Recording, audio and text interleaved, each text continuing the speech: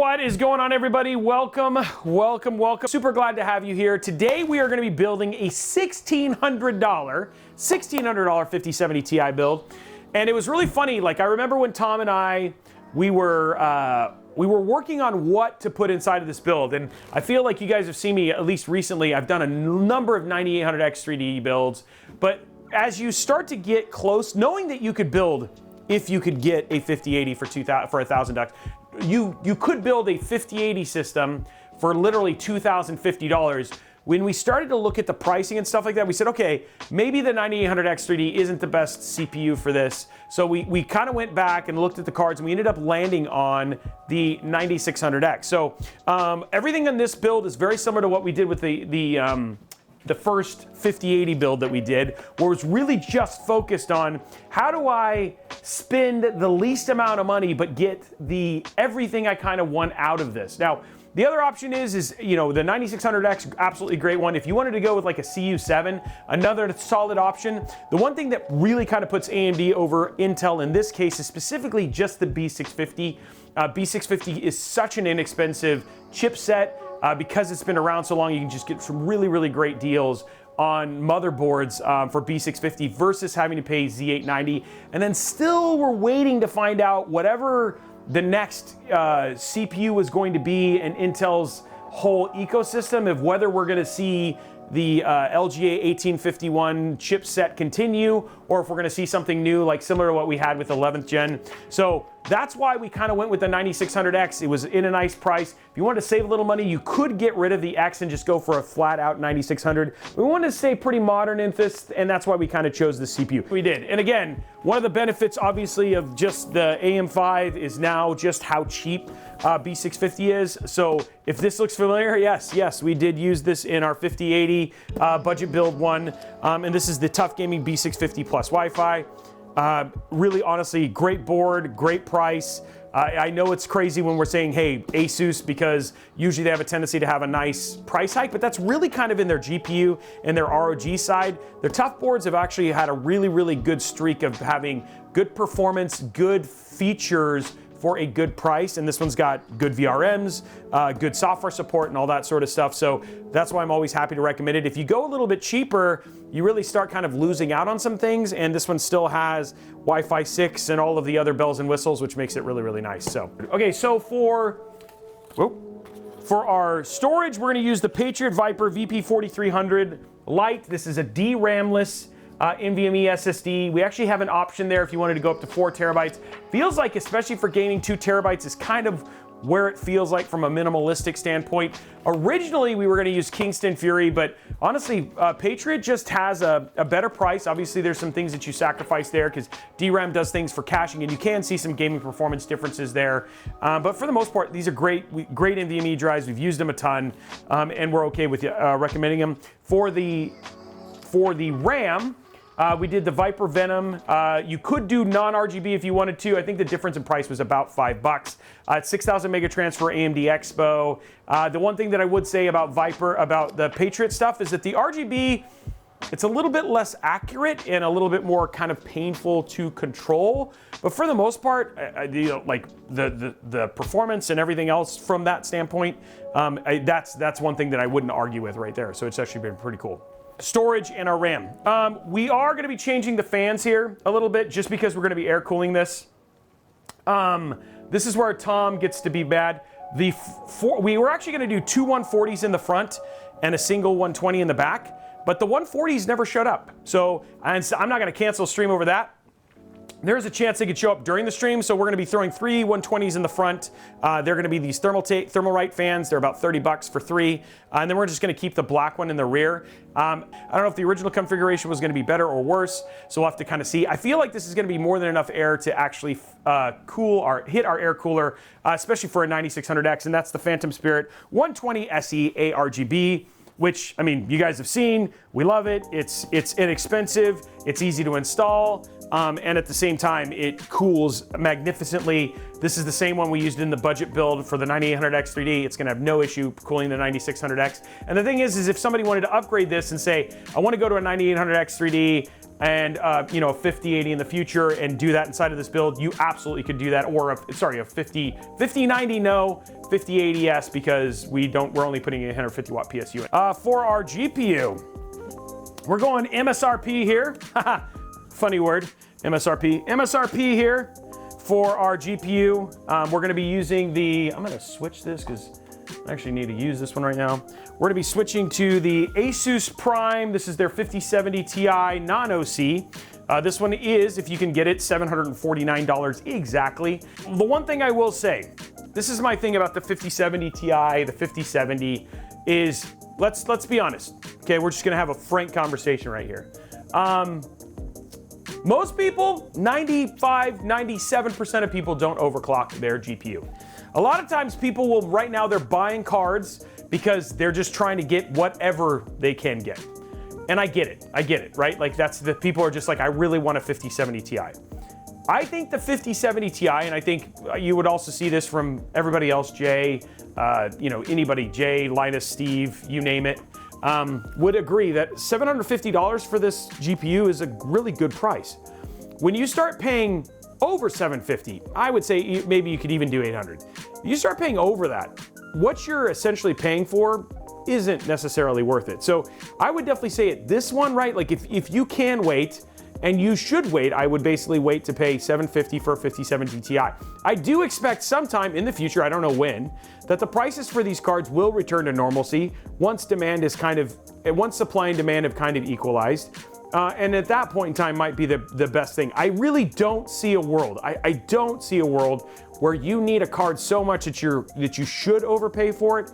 And there's a little bit of self-control that has to happen at that point in time. So I'm hoping you're willing to have the self-control, because when we build builds like this build at $1,600 is really good.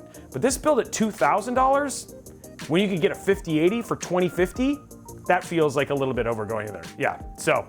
And then last thing that we gotta add for this is just because we gotta power it. Not that you've never seen this PSU before, but we're gonna use the 850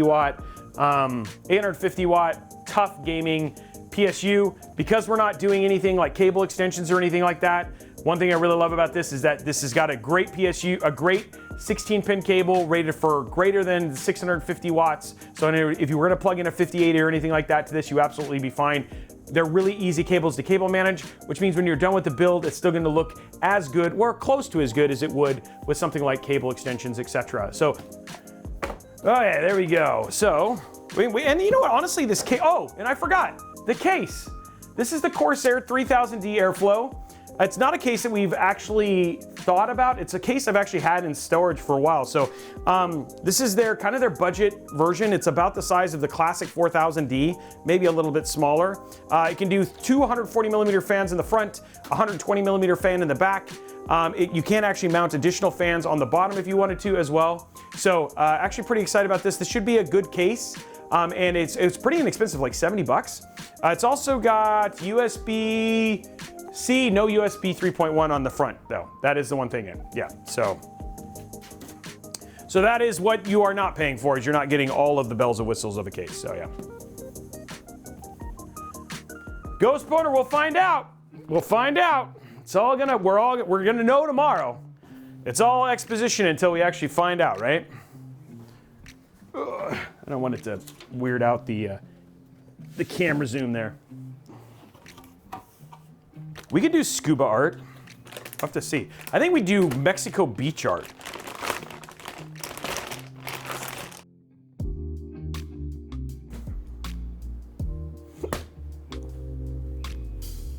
Dude. Okay, here we go.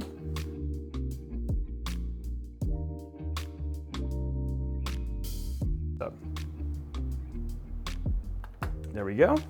Nice, clean.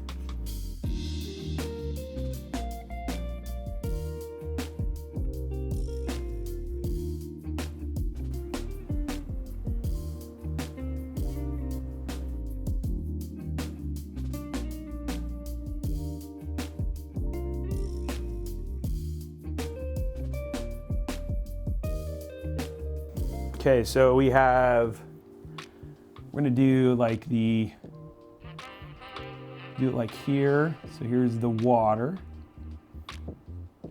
And we'll have like a beach ball, right? We have like a beach umbrella, right? A beach umbrella. We have sun. We have sun right there. And then we have this whale that's in the background here. Got a whale, it's shooting water.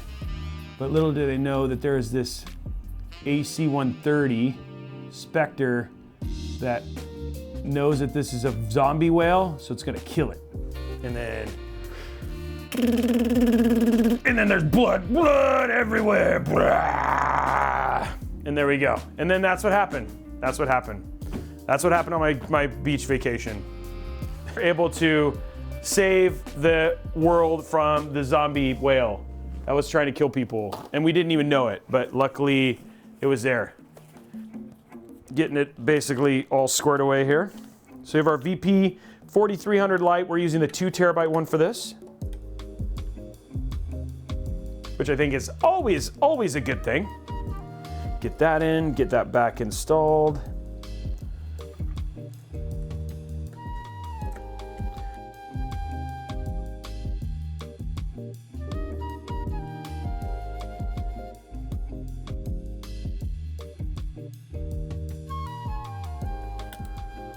Oh, these are gonna be good clicks too, listen. Oh, those would have been so good. I forgot how good these clicks are. I feel really bad, but the clicks would have been super good on this. Oh, so solid.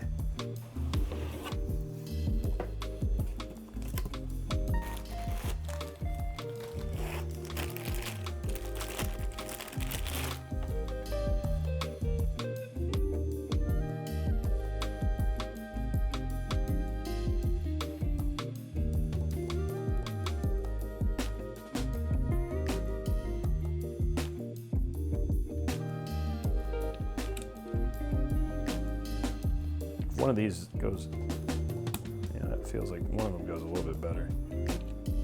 There we go.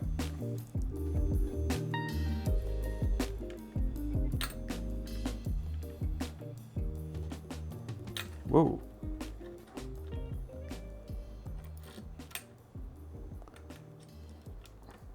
I'm not angry. There we go.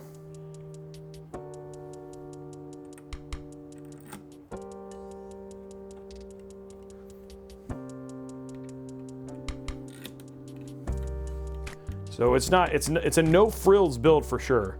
There we go. Okay, so the thing you gotta remember about this is that the text goes on the right, if I'm not mistaken. Yes, okay, I have this right. Text goes on the right. I peeled that at the bottom.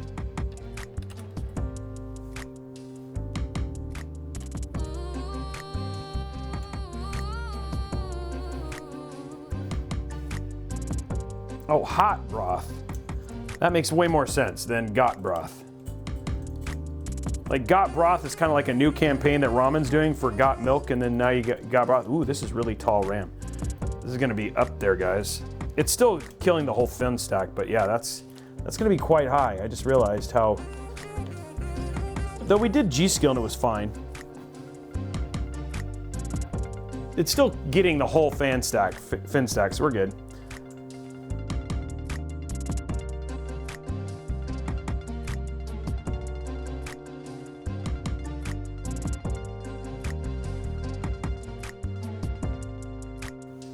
Okay, so there's that. Let's go to static and let's get our case and everything done. Okay, case time.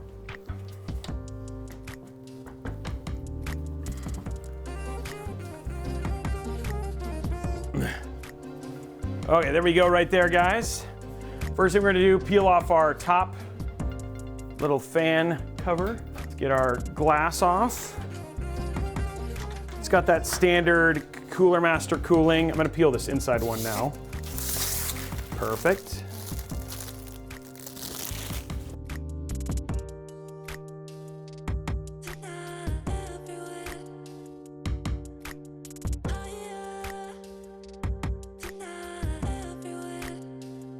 Okay, so from the front here,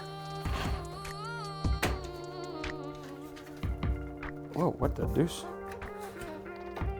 Oh, that was hard to pull off. So it comes with one 120 fan.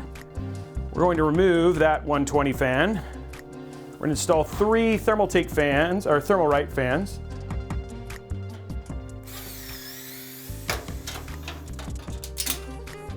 Let's see.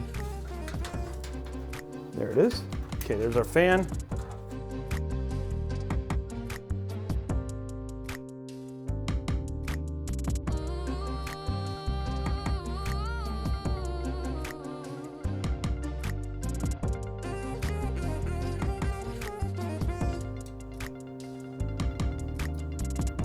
I can always start it, I guess. We'll finish it with the other one. There we go.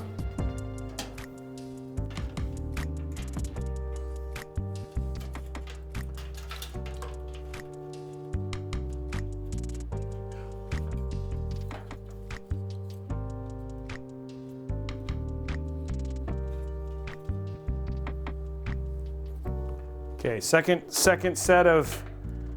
fan going in now.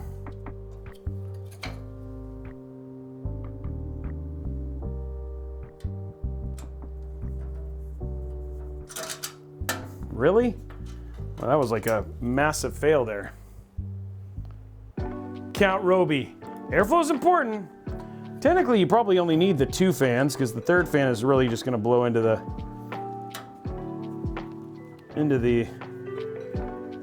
PSU thing, but we'll put 3 in. You know, just gotta keep it even.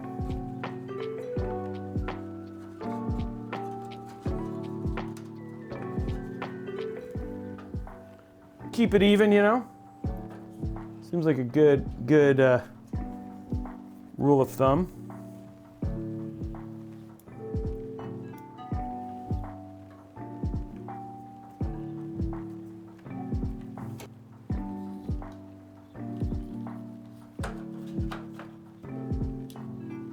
I gotta figure that out. How do I even do that? It looks like you don't have to do anything. It just kind of, oh, there it is. Gotta remove the bottom tray so I can get to my screwdriver down here so I can screw in the last 2 fans.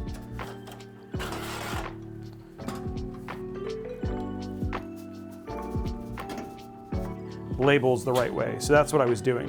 So I want to make sure, like, again, I still want to have this all be polished, you know?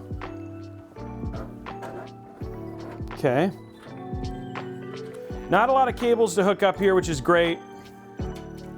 We don't have a unified front panel, which is kind of a bummer.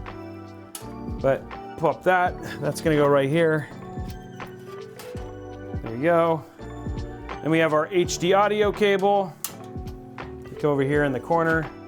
And then we have our regular normal cable here. And then that's all of our cables. Everything else is plugged in. Let's throw this right here.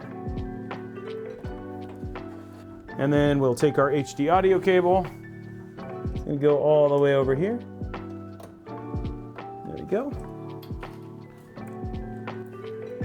I'm gonna try and line these up to see if I can do this all. It's gonna be a little hard, but let's do these 4.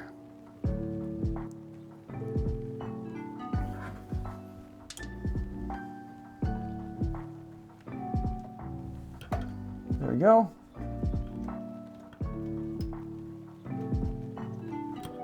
Okay, so now all the cables are plugged in. We got our front panel here. Front panels are here. HD audio, USB-C, and then this is our RGB, but I'm hoping if I can do this right. Oh, that's so ugly. I wish I could just run it above, but I don't have enough cable. Let's do the dad joke. Grab the PSU while we're at it.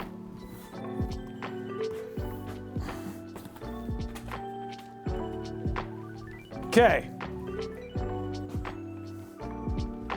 Why did the Scarecrow win an award? Because he was outstanding in his field. Because he was outstanding in his field. And then we'll do a quick stretch. Ah! There you go. You have been blessed. Boom.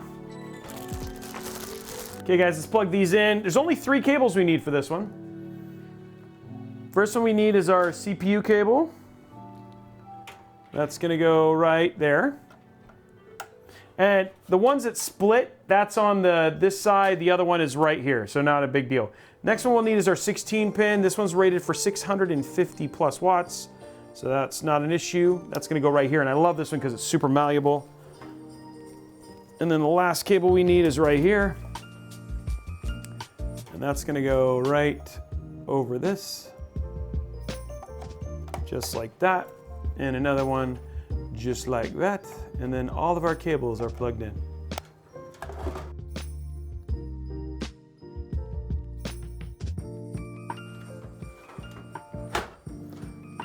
Ugh.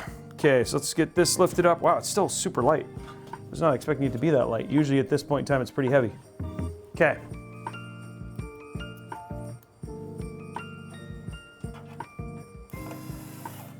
Never tighten them all the way, get them all in first, and then you can tighten them. Because sometimes it'll shift and then you can't get the PSU screw in.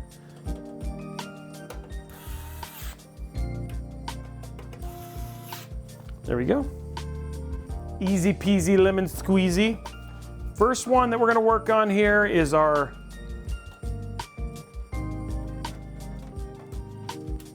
.24 pin. That's gonna plug in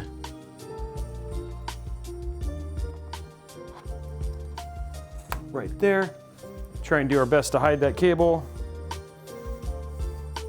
Okay, next one is our CPU cable. It's gonna plug in right up here. Actually, I'll probably just run it right here.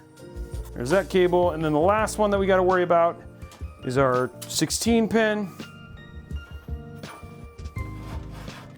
That's just gonna come up here, and then I'll rub it here in a minute. Now, let's see what we can do to make this look the best it can.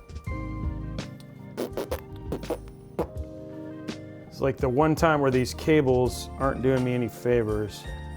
It's just so bloomin' big. And I mean, the best way to do it would be like get an extension, but it seems like overkill on a build that's like 1,500 bucks, you know? Well, it is what it is.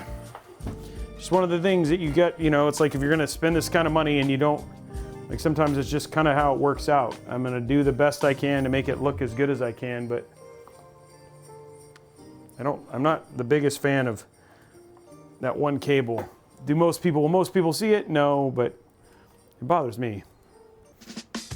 There we go, guys. 5070 Ti. Nice little simple one.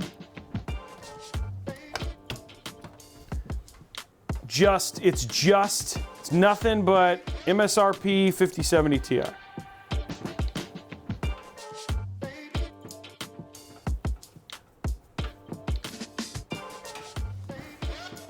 Okay, there we go.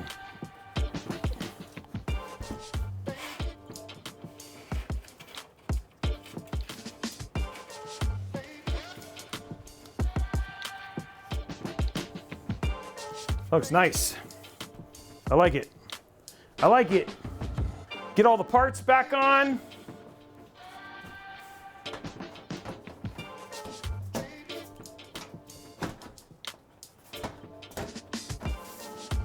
There we go.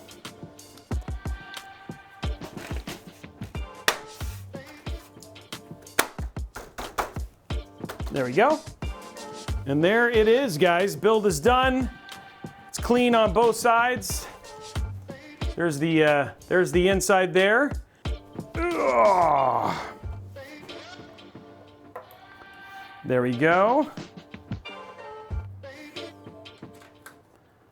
Okay, let's plug this one in. We'll let that for the post first, and then we'll go to the other one. Just have it kind of dangling here. 3, 2, 1.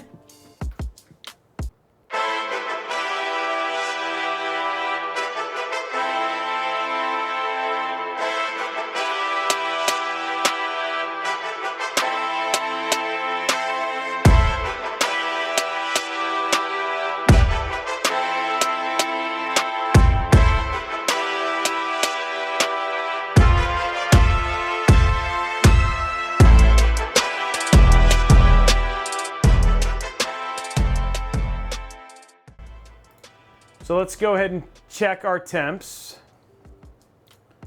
Open up Cinebench. Okay, let's go 10-minute tests starting now. So no problem right now, sitting at 64 degrees. Like I said, was not worried about being able to air cool a 9600X. So how's our temps? Are still sitting at 65, so we have no issues whatsoever. So yeah, we're not gonna have any problem whatsoever. 65, 66, that's completely fine. If you want to buy some extra ROPs for your 50 series, just ping, go to Falcon Northwest. It's falcon-nw/ROPs.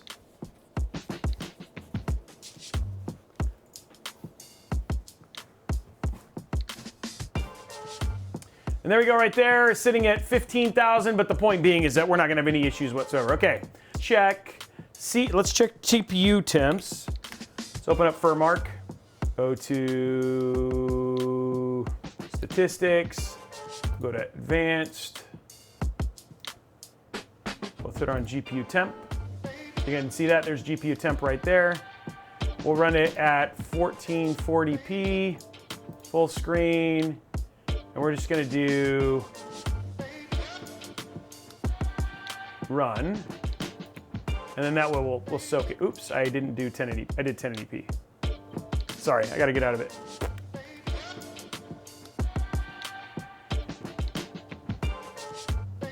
Okay, so we'll go to 1440p, 2560 by 1440. And then we're gonna run this and then just let it suck. You guys should be able to see temp. Okay, so there's your temp right there, 5960 right now. One thing you could do with Armory Crate is you could, if you wanted to, which we don't have set up, but you could actually create a GPU, having the fans react on GPU temp too. Right now they're not. They're only gonna react on CPU. So it's sitting 66, 67, and it might get into the 70s, but for the most part, it's getting plenty of air just from the stuff that's coming through here, so no problem. But this is currently running, yeah, 96%. We're sitting at 68 degrees right now. So we have no, so this is under full load, not under just normal, so. And for those who don't know, unfortunately, it's up here in the top right. If you're wondering where I'm looking at it, it's right here. Here's your temp right here. Go. It might get into the 70s, but for the most part, nothing to really worry about from GPU temp standpoint. So let's take a look at the, let's do the usual Cyberpunk 2077. Okay.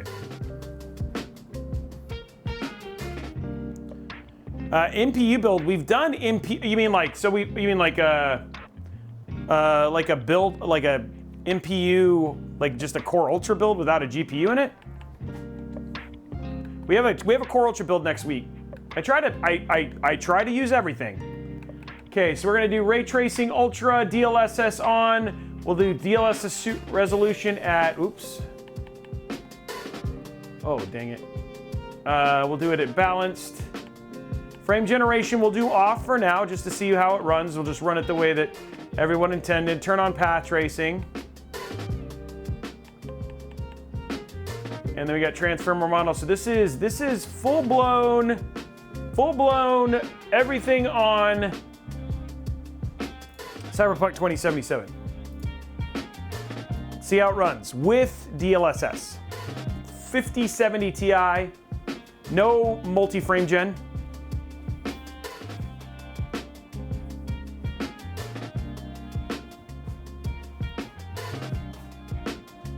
There we go. Whoa, some smoke showed up all of a sudden.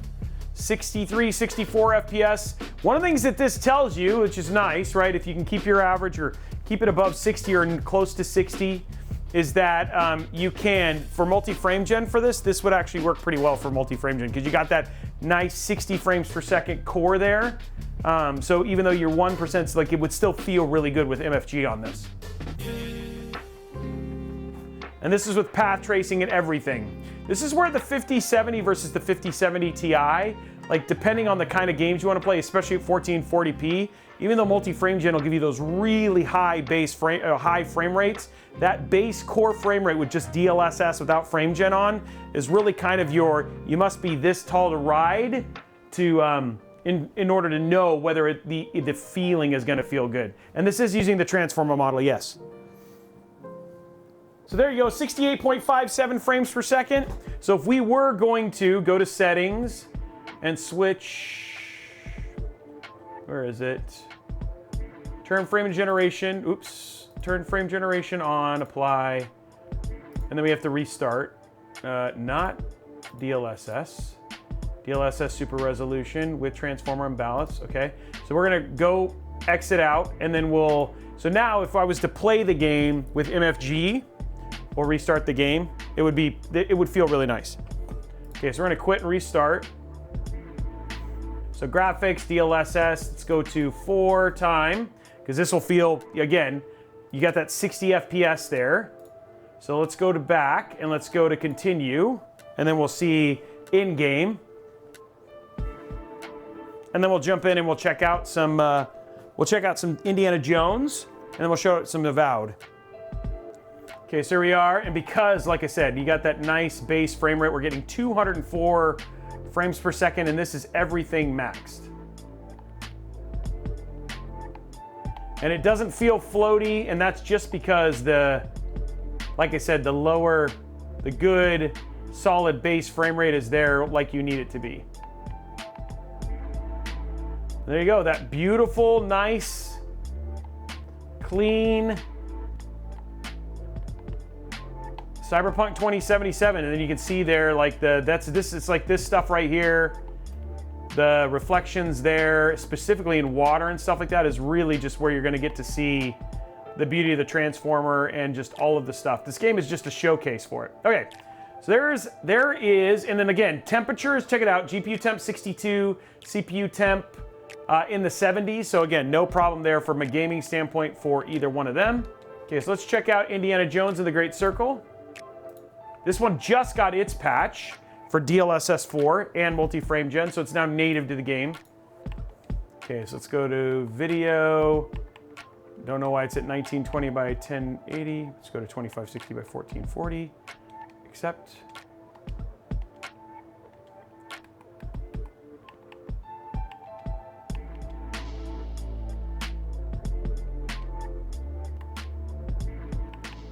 Oh, there you go.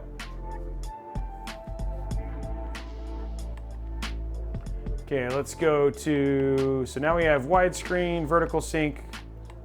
Well, adaptive's fine, but it's gonna get off. Motion blur's off, chromatic is off. Graphics quality, supreme. Ray tracing. Full ray tracing.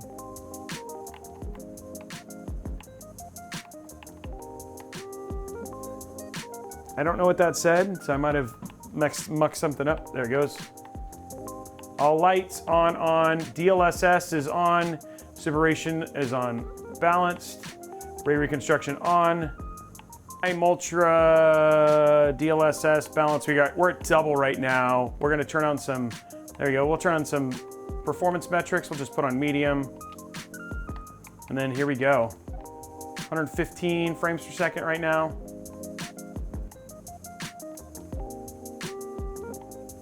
It looks so good. This game is so pretty. Giving you guys an idea in terms of what performance is like as we run around here. Open to closed. So again, not bad for a $1,600 build, you know what I mean? And there you go, guys, 130 frames per second, just now with their new DLSS. The other thing too is if you are playing this on a, there you go, guys. Giving you a good idea of that. Okay, so let's check one more game. That's Indiana Jones. Okay, so check out Avowed, and then that'll be like kind of last one. This one, not a DLSS 4 game, but obviously something that just recently released.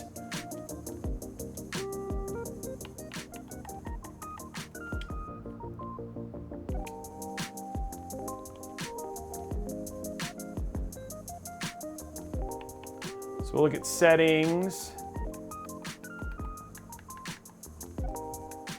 look at graphics, full screen, frame limit, 60. Do unlimited, motion blur off, VSync turn off, ray tracing on, it's on DLSS, we'll put it on balance, frame generation off, low latency on, I'll put everything on Epic, I guess. There we go, fly. Okay, just hit continue. This should be like on, I should be at like this, I don't know where we're gonna be. We'll find out. So we're at 107 frames per second without putting anything on. By the way, their water effects, I love their water effects. Like they did such a good job with the water stuff. And there's like this one place where you can play where like the reflections look so good. So we're getting 90, 100 FPS without, basically without any frame generation.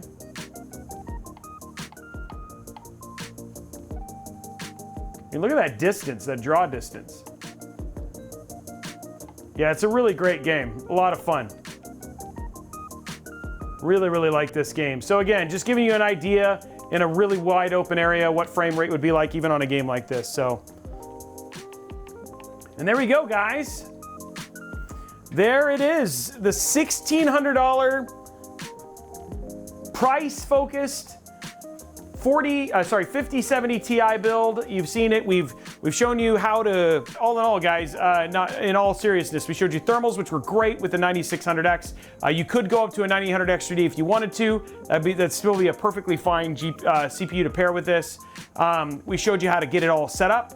We showed you thermals. We showed you GPU thermals. We showed you gameplay. We showed you gameplay thermals and all that, and even gameplay performance. So absolutely amazing PC. Amazing PC if you can get it for $1,630. Obviously, there is that whole GPU shortage issue going on right now. But one of those things that maybe later on, or if you're looking for a build in the future, and this is about where you are, this would be a perfectly good build to get to do and game with. There, guys. Have an absolutely amazing night. We will see you guys on the next episode. Bye, guys.